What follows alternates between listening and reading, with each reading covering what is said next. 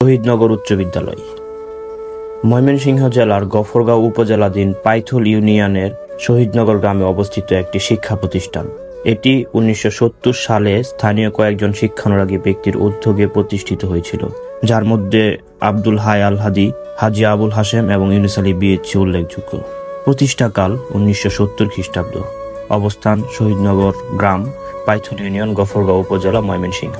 শিক্ষাক্রম এখানে ষষ্ঠ শ্রেণী থেকে দশম শ্রেণী পর্যন্ত পাঠ দান করানো হয়। বিদ্যালয় কোড 1,11,568। শিক্ষার্থীর সংখ্যা প্রায় 900 জন। প্রতিষ্ঠাতা মোহাম্মদ আব্দুল হাই আল হাদি, হাজী আবুল হাশেম, ইউনুস আলী সহ এলাকার কয়েকজন শিক্ষানুরাগী ব্যক্তি। পূর্বের নাম যুগের আলো বিদ্যানিকেতন নামে এটি পরিচিত ছিল।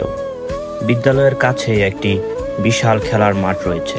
এর পশ্চিম দিক দিয়ে ঢাকা ময়মনসিংহ রেললাইন চলে গেছে। বিদ্যালয়টি ময়মনসিংহ শিক্ষা বোর্ডের অধীনে পরিচালিত হয় এবং এটি একটি বেসরকারি নন গভর্নমেন্ট স্কুল যা এমপিও ভুক্ত।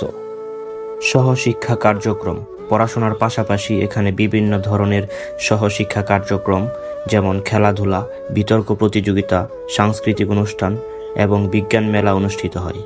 এর মাধ্যমে শিক্ষার্থীদের সুপ্ত প্রতিভা বিকাশের সুযোগ দেওয়া হয়।